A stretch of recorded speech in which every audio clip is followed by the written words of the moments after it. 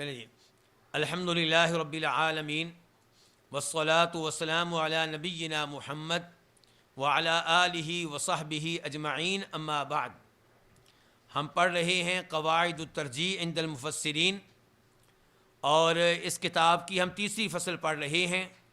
تیسری فصل ہے قواعد الترجیح المتعلقۃ بلغۃ العرب، اور اس کی پہلی مبحث ہم پڑھ رہے ہیں، اور وہ کیا ہے؟ قواعد الترجیح المتعلقۃ باستعمال العربی للالفاظ والمبانی. اور اس کا 16واں قاعدہ آج ہم پڑھنے جا رہے ہیں. 16واں قاعدہ کیا ہے کہ اذا دار اللفظ بین ان یکون مشترکا او مفردا فانہ یحمل علی افرادہ. ترجمہ کیا بنے گا اس قاعدے کا؟ کہ جب کوئی لفظ متردد ہو دو اقوال کے مابین، ایک قول کہتا ہے کہ یہ لفظ مشترک ہے اور ایک قول کہتا ہے کہ مشترک نہیں بلکہ مفرد ہے، تو اس قول کو افراد پہ محمول کیا جائے گا. ہاں جی مشائخ نیچے نہ دیکھیں، آپ ذرا اوپر دیکھیں. لفظ العین یہ مشترک ہے کہ مفرد ہے؟ مشترک ہے، اس کے کئی معنی ہیں. یعنی کہ مشترک لفظ وہ ہوگا جس کے کئی معنی ہوں، دو یا دو سے زیادہ معنی ہوں، اس کو کیا کہا جائے گا؟ مشترک. تو اور ایک لفظ وہ ہوتا ہے جس کا ایک ہی معنی ہے. تو یہ کہہ رہے ہیں کہ جب کسی لفظ کے بارے میں اختلاف ہو جائے، اور لفظ کون ہے؟ قرآن کا. قرآن کے کسی لفظ میں اختلاف ہو جائے کہ کیا یہ مشترک ہے یا مفرد، تو اس کو محمول کیا جائے گا کس پہ؟ اعلی افراد ہی، افراد پہ. جی شیخ صاحب پڑھیں سورۃ القاعدہ. جی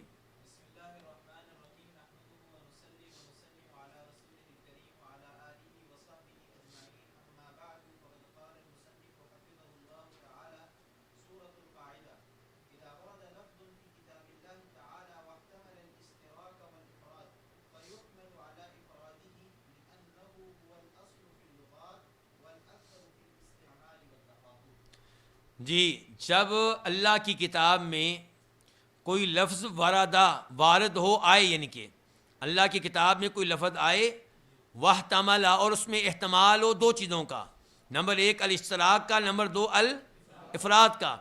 فیحمل علی افرادہ، تو اس کو محمول کیا جائے گا افراد کے اوپر. کیوں جی؟ دلیل لأنہ هو الاصل فی اللغات، کیونکہ تمام لغات میں اصل یہ ہے کہ ایک لفظ کا ایک ہی معنی ہو.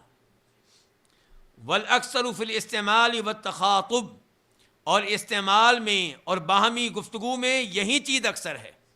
جی شیخ صاحب.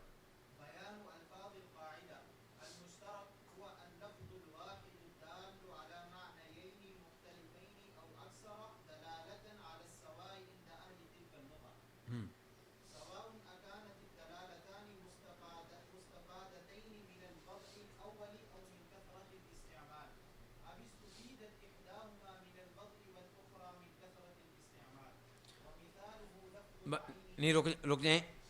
تو المشترک هو اللفظ الواحد، یہ وہ لفظ ہے الواحد جو ایک لفظ ہے، الدال دلالت کرنے والا ہے دو مختلف معانی پہ، او اکثر یا دو سے زیادہ معنی پہ. دلالتاً علی السواء، ایسی دلالت جو ایک سطح کی ہے، یکساں ہے. عند اہل تلک اللغہ، اس لغت کے حاملین کے ہاں. سواء برابر ہے کہ کیا یہ دونوں معنی، یہ دونوں دلالتیں لی گئی ہیں من الوضع الاول، الوضع الاول سے. کیا مطلب الوضع الاول؟ جب یہ لفظ بنایا گیا تھا، گڑا گیا تھا، اسی وقت سے دونوں معنوں پہ استعمال ہو رہا ہے. او من کثرت الاستعمالی، یا یہ دونوں دلالتیں لی گئی ہیں کثرت استعمال سے، ان کا کثرت استعمال ان دو معنی پہ ہوا ہے، یا ان میں سے ایک معنی لیا گیا ہے من الوضع، الوضع الاول سے، اور دوسرا معنی لیا گیا کثرت استعمال سے. جی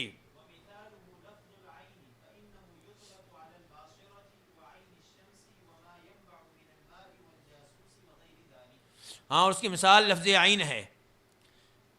فَإِنَّهُ يُطْلَقُ، اس کا استعمال ہوتا ہے، اس کا اطلاق ہوتا ہے علی الباصرہ، کس پہ؟ اس آنکھ پہ جو دیکھنے والی ہوتی ہے. اور اس کا استعمال ہوتا ہے وہ عین شمسی، سورج کی عین پہ. کیا؟ شعاع. نمبر 3 اس کا استعمال ہوتا ہے وما ینبع یا وما ینبع، دونوں طرح پڑھنا جائز ہے، من الماء، اس پانی، اس یعنی کہ چشمہ کہہ لیں آپ، چشمے پہ۔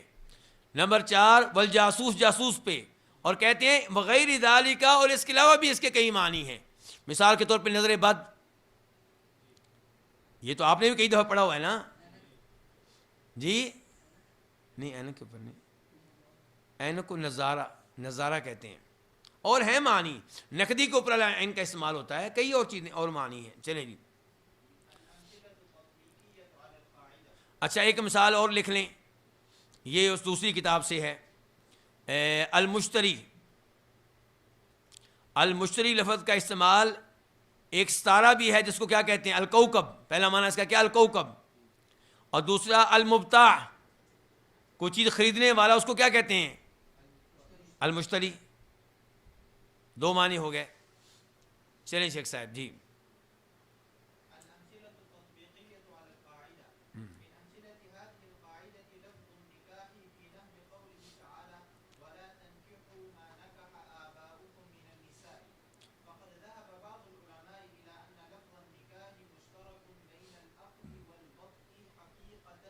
حقیقتن فیہما، صحیح رہے گا۔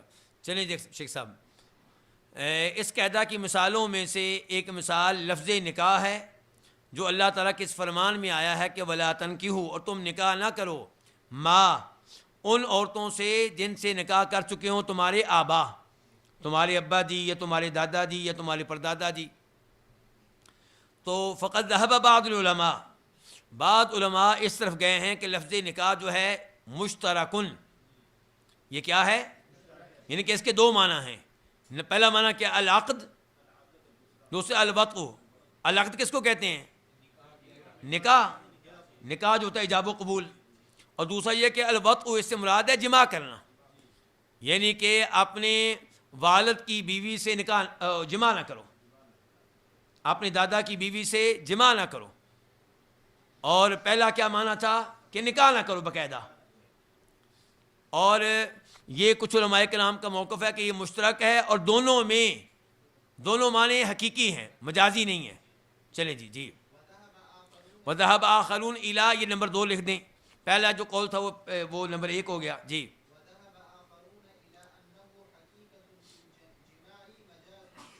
دوسرے علماء کرام کا موقف یہ ہے کہ انہو، کہ لفظ نکاح جو ہے یہ حقیقت ہے جماع میں، جماع اس کا معنی حقیقی معنی ہے، اور عقد اس کا معنی مجازی ہے جی۔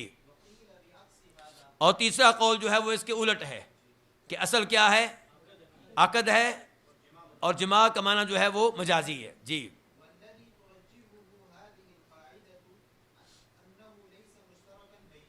اور وہ قول جس کو یہ قاعدہ راجح قرار دے رہا ہے وہ یہ ہے کہ یہ لفظ ان دو معنی کے مابین مشترک نہیں ہے۔ آگے جی،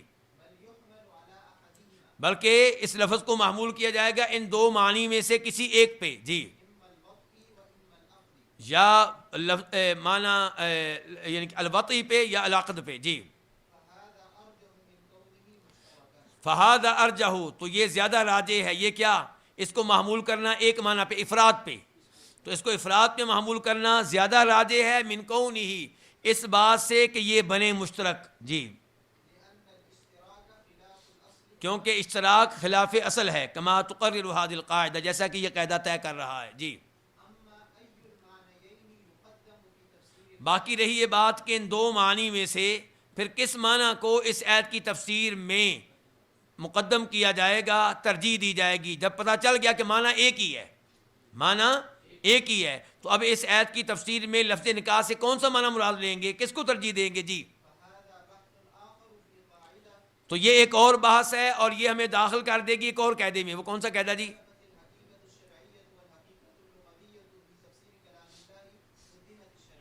ہاں جی دیکھیں، اگر آپ اس سے لیتے ہیں نکاح سے عقد، تو یہ لغوی معنی ہے کہ شرعی معنی ہے۔ اگر آپ اس سے جماع مراد لیتے ہیں تو یہ لغوی معنی ہے، تو پھر کس کو ترجیح ہوگی، شرعی معنی کو جی۔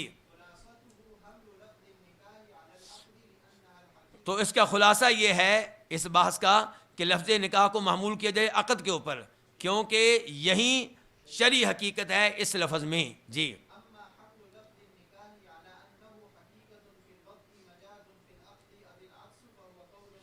جہاں تک تعلق ہے لفظ نکاح کو اس بات پہ محمول کرنے کا کہ یہ لفظ نکاح حقیقت ہے جماع کے معنی میں اور مجاز ہے عقد کے معنی میں یا اس کے الٹ، تو یہ مرجوح قول ہے. جی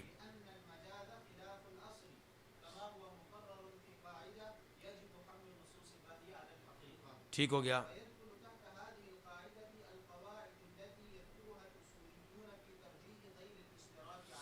اور اس قاعدہ کے تحت داخل ہو جائیں گے وہ قواعد جن کو اصولی ذکر کرتے ہیں کس معاملے میں، اس معاملے میں کہ غیر اشتراک کو اشتراک پہ ترجیح ہوگی، غیر اشتراک کو اشتراک پہ ترجیح ہوگی. ابھی یہ قواعد آتے ہیں. جی دیکھیں.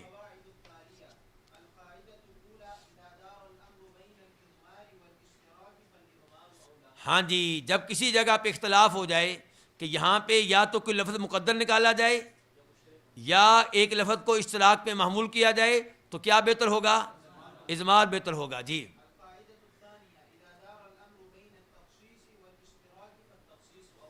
جی جہاں پہ یہ معاملہ ہو کہ یا تو آپ لفظ کو تخصیص پہ محمول کریں یا اشتراک پہ، تو تخصیص کا قول اولا ہوگا. جی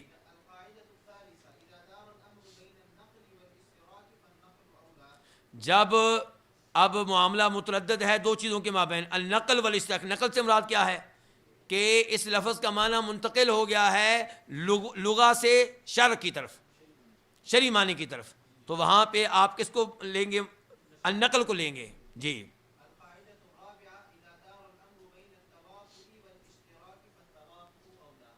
ہاں، جب اختلاف ہو جائے کہ یہاں پہ تواتو کو لینا یا اشتراک کو، تو تواتو کو لیا جائے گا.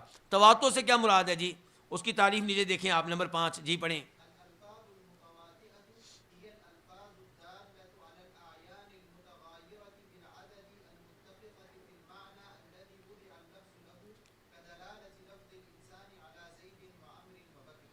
زید، لفظ انسان کو زید، عمر، بکر اور سب پہ استعمال کرنا، یہ کیا ہے؟ تواتو ہے.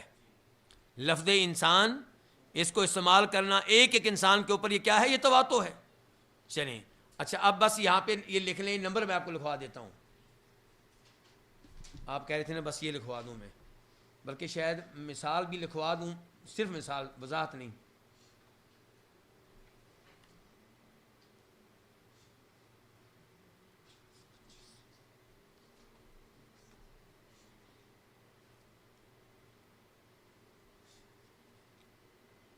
ایک تو لکھیں آپ، یہ جلد نمبر ہے 2، القواعد التفسیریہ، جلد نمبر 2، صفحہ نمبر 427، 427. یہاں پہ قاعدہ ہے الاشتراک خلاف الاصلی، قاعدے کا نام. اور اس میں فقہ القاعدہ کے لحاظ سے اچھی گفتگو ہے. ٹھیک ہو گیا.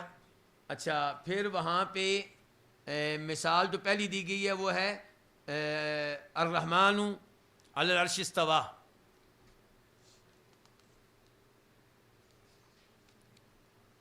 دوسری مثال دی گئی ہے، اللہ آپ کا بھلا کرے، وَنُنَزِّلُ مِنَ الْقُرْآنِ مَا هُوَ شِفَاءٌ.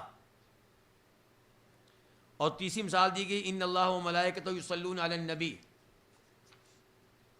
اور ہمارے اس قاعدے کے لحاظ سے جو ہم نے ابھی پڑھا ہے، زیادہ واضح جو مثالیں ہوں گی وہ آپ لکھیں گے واللیل اذا عسعس والصبح اذا تنفس. آپ کو پتا ہے کہ لفظ عسس کے دو معنی ہیں، ایک اقبلہ اور ایک ادبارہ. تو یہ کیا ہوا؟ یہ اشتراک ہوا. اب وہاں پہ کس معنی کو لینا ہے یہ ساری گفتگو وہاں پہ موجود ہے. اور ایک مثال ہے والمطلقات یتربصن بانفسهن ثلاثة قروء. آپ کو پتہ ہے القروء اس کے کتنے معنی ہیں؟ ایک حیض کا اور ایک طہر کا. تو باقی تفصیلی گفتگو وہاں پہ موجود ہے. اور یہ لفظ نکاح والی گفتگو بھی وہاں پہ آئی ہے، لیکن آیت ہے وہاں پہ سورہ نور والی، الزانی لا ینکح الا زانیۃ او مشرکہ وزانیۃ لا ینکح الا زان او مشرک. یہی دو قول ہیں وہاں پہ بھی، ایک العقد والا اور ایک جماع البت والا. چلیں شیخ صاحب یہ ساری گفتگو تفصیل سے آپ پڑھ سکتے ہیں، وہاں 10-15 صفحے ہیں اصل میں. چلیں شیخ صاحب، اللہ تعالیٰ آپ سب کو جزائے خیر دے اور آپ لوگوں کے علم و عمل میں برکتیں ڈالے۔